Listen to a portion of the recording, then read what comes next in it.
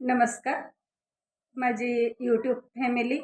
तर बघा, यूट्यूब चॅनलवरती माझं म्हणजे कंप्लीट 1 वर्ष झालं असेल. 1 वर्षापासून माझा कुठलाही व्हिडिओ मी सेंड केलेला नाही. माझं सुगंधा रेसिपी या नावाने, म्हणजे मी आता जो व्हिडिओ टाकलेला आहे तो माझ्याच चॅनलवरती टाकलेला आहे, सुगंधा रेसिपी चॅनलवरच.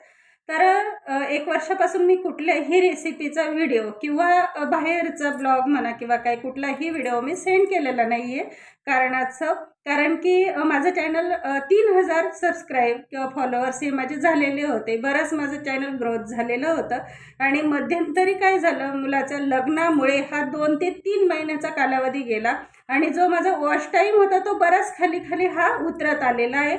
आणि बऱ्याच जणांना माहिती आहे की आपला वॉच टाईम जर खाली गेला तर आपल्याला ते पूर्ण करणं खूप कठीण काम असतं.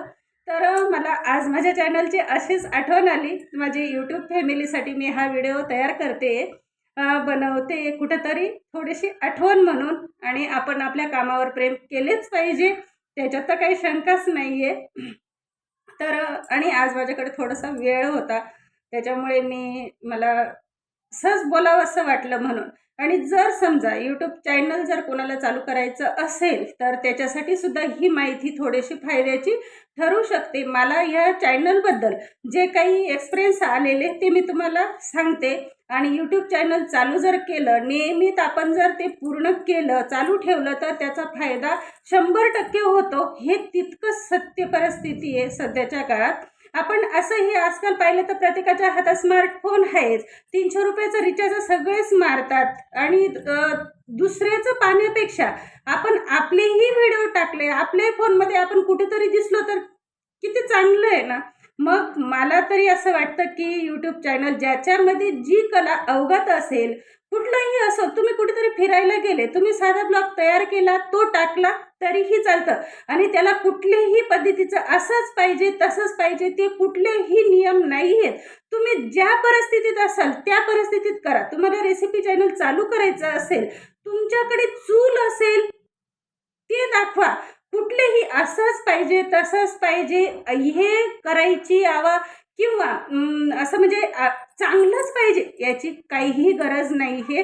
जसं असलं तसं तुम्ही मांडलं तरीही चालतं. किती गरीब असो, सर्वसाधारण असो, रेसिपी म्हटली तुमच्याकडे त्याच पद्धतीचे भांडे पाहिजे किंवा ती साधनसामग्री पाहिजे असं नाही.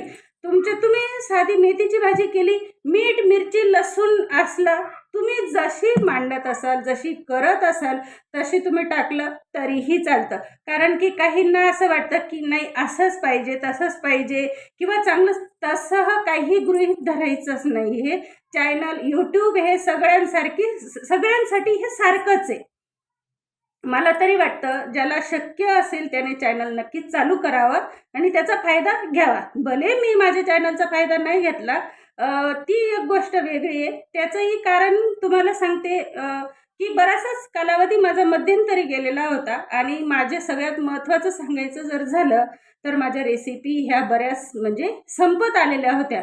मी मसाले किंवा उन्हाळ्याचा सामान, घरात होणाऱ्या भाज्या, दिवाळीचं म्हणजे आपल्या भागात जेवढ्या रेसिपी असतात मी तेवढ्या जेमतेम 600 रेसिपी मी हे सगळे व्हिडिओ मी अपलोड केलेले आहेत. त्याच्यामुळे माझ्याकडे फारसे रेसिपी आता उरलेल्या नाही आहेत. त्याच्यामुळे मला काय टाकावा हा प्रश्न पडतो. आणि राहिली गोष्ट तर आपण काही रोज रोज कुठे फिरायला जात नाही की तिथले व्हिडिओ तयार करायचे आणि टाकायचे.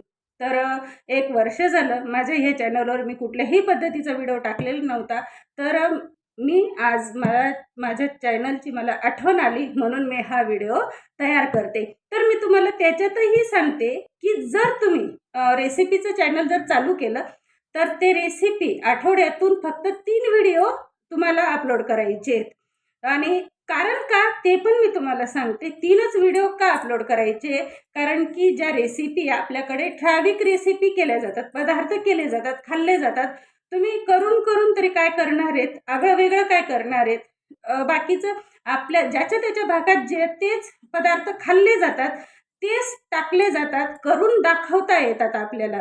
आपण वेगळंच काहीतरी करायचं असं तसं, तेलात मीठ, मिठात ती इकडची भाजी तिकडं, तिकडचं पीठ इकडं, ते करण्यात काही अर्थच नसतो. आपल्याला रिअलमध्ये जे येतं, आपल्या भागात जे केलं जातं त्या रेसिपीज टाकणं गरजेचं असतं. आणि त्याच रेसिपी लेडीज, शक्यतो लेडीज जास्त बघत असतात, किंवा हल्लीच्या मुली, त्यांना स्वयंपाक येत नाही किंवा काय कसं करायचं, मुलीच तर सोडा, परंतु ज्या काही म्हणजे बऱ्याच बायका अशा असतात की आपल्याला आज हे काहीतरी आगळं-वेगळं करायचं आहे. समजा एक्झाम्पल, पनीरची भाजी करायची, तरीसुद्धा YouTubeवर मागवतात की त्या पनीरच्या भाजीसाठी काय काय वापरलेलं आहे असं.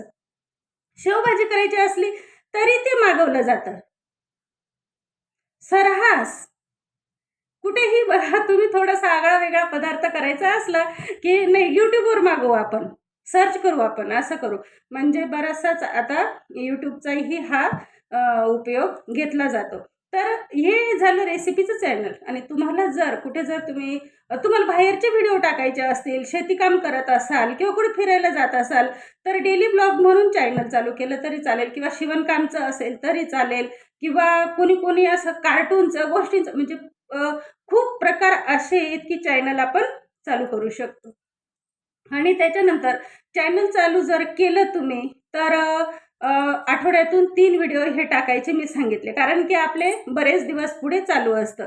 त्याच्यानंतर YouTubeचे नियम असे आहेत की वर्षाच्या आत आपल्याला 1000 हे फॉलोअर्स आपले पूर्ण झाले पाहिजे, आणि त्याच्यानंतर 4000 तास हे आपला वॉच टाईम हा पूर्ण झाला पाहिजे. असे हे YouTubeचे काही नियम आहेत. आणि माझी YouTube फॅमिली तरी बरीच मोठी झालेली होती, आणि बरेच ताई किंवा दादा, खूप जी फॅमिली, त्यांनी भरपूर सपोर्ट करण्याचा प्रयत्न केला आणि सपोर्ट केलासुद्धा. त्याच्यानंतर बराच प्रतिसाद मिळाला मला त्यांच्याकडून. तर 1 वर्षापासून त्यांच्याशी बोलणं झालेलं नाही आहे. आता सगळ्यांची नावं घेणं मला शक्य नाही, मात्र मला माहिती आणि माझं हे सुगंधा रेसिपी चॅनल म्हणून बरीच ओळख झालेली होती. तरी जे जिथे असतील तिथे आनंदात राहावे. त्याच्यानंतर सगळ्यात महत्त्वाचं म्हणजे माझं चॅनल बंद करण्याचं किंवा व्हिडिओ न टाकण्याचं अजून एक कारण आहे. माझ्या मोठ्या मुलाचं लग्न झालं, माझ्या घरात सूनबाई आली, तर माझ्या सुनेचा स्वभाव हा खूप छान आहे. घरातलं वातावरण जे एकदम हसून खेळून खेळीचं आनंदाचं वातावरण हे तयार झालेलं आहे, कारण की माझ्या स्वभावाला अनुसरून अशी सून मला भेटलेली आहे. आमच्या सासूसुनांचा वेळ केव्हा जातो दोघींमध्ये ते काही कळत नाही, आणि म्हणून मला रेसिपी टाकायला किंवा रेसिपीही नाही येत. आणि आता तसंच त्याच्यानंतर दुसऱ्या मुलाचंही लग्न होतं आहे, तर विचार करते मी की दुसरी सुनबाई जर आली तर दोघी सुना आणि सासूबाई, म्हणजे आम्ही तिघी सासू सुना मिळून परत रेसिपी आगळ्या वेगळ्या, प्रत्येकाच्या या वेगवेगळ्या असतात, थोडंफार प्रत्येकाचं ज्ञानपण हे वेगवेगळं असतं, त्यांना घेऊन मी व्हिडिओ टाकण्याचा प्रयत्न करणार आहे. तसा झालं तर आवड असणं पण खूप महत्त्वाचं असतं. स्वयंपाकाची आवड मला आहे म्हणून त्यांना पण राहील असं मला सांगता येणार नाही. कुणाकुणाला फक्त किचनमध्ये स्वयंपाक करणं हे आवडतं, किंवा सोशल मीडियावर येणं कोणाला आवडत नाही. परंतु आपल्यात जी कला आहे ती कला मांडण्यात म्हणजे काहीच हरकत नाही, मला तरी असं वाटतंय. त्याच्यानंतर सगळ्यात महत्त्वाचा एक विषय असा आहे की तुम्ही जर व्हिडिओ अपलोड केले, ते व्हिडिओला जर तुम्ही बाहेरचं सॉन्ग लावलं, म्हणजे हिंदी गाणं लावलं किंवा मराठी लावलं, काही गाणे लावले जातात ते स्पेशल घेतले जातात, म्हणजे त्याच्यावर कुठलाही काही बाहेरचा दर्जा हा लागू शकत नाही. आणि आपण जर इकडचे गाणे उचलले आणि ते व्हिडिओला जर लावले, तर आपल्याला जे यूट्यूबकडून जो मिळणारा फायदा असतो, तर तो ते गाण्याचे जे डायरेक्टर असतात त्यांना तो मोबदला भेटत असतो. त्याच्यामुळे कुणीही ही चूक करायची नाही. व्हिडिओला जर गाणे लावायचे असतील तर ते स्पेशल गाणे आपल्याला घ्यावे लागतात, तेव्हा त्या व्हिडिओला आपण ते लावू शकतो. नाहीतर आपल्याला त्या व्हिडिओचा कुठलाही फायदा होत नाही.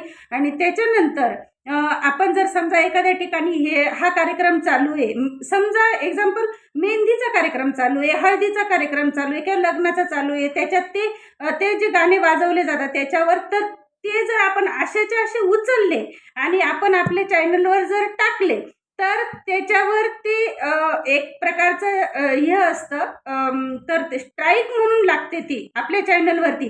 आणि ती स्ट्राईक जर तुम्हाला 3 वेळेस आली, लक्षात घ्या, ती स्ट्राईक जर तुम्हाला 3 वेळेस आली तर तुमचं चॅनल हे बाद होऊ शकतं, आणि शकतंच, करतातच ते. ती स्ट्राईक एकदा पडली तुमच्या चॅनलवर की तुम्ही हुशार व्हायचं की आपण काहीतरी चुकी केलेली आहे, तर आता आपण परत हे टाकलं नाही पाहिजे. मी हा व्हिडिओ एकदा टाकलेला होता, तर दुसऱ्या वेळेस मी तो कुठल्याही माझ्या मुलाच्या लग्नाचा सुद्धा मी टाकलेला नाही आहे. तर हा एक नियम मात्र लक्षात ठेवायचा आणि दुसऱ्याचे फोटो चोरून आणि आपल्या व्हिडिओला लावायचे नाही. हे पण एक स्ट्राईक पडू शकते. अशा पद्धतीने यूट्यूब चॅनलचे बरेचसेच काही नियम होते. ते मला सुरुवातीला जे माहिती नव्हतं, तर ते शेवटी मला जशी पुढे गेली तसे ते मला माहिती होत गेले. म्हणून मी तुम्हाला ते सांगण्याचा प्रयत्न केला आणि मला कुठलातरी व्हिडिओ आज तयार करायचा होता. मला बोलायची इच्छा झाली होती किंवा चॅनलवरती आपण कुठलातरी एक व्हिडिओ अपलोड करावा असं वाटलं. तर परत माझ्या यूट्यूब फॅमिलीसाठी मी सगळ्यांना माझा नमस्कार. तर चला मी माझे 2 शब्द बोलणं या ठिकाणी संपवते.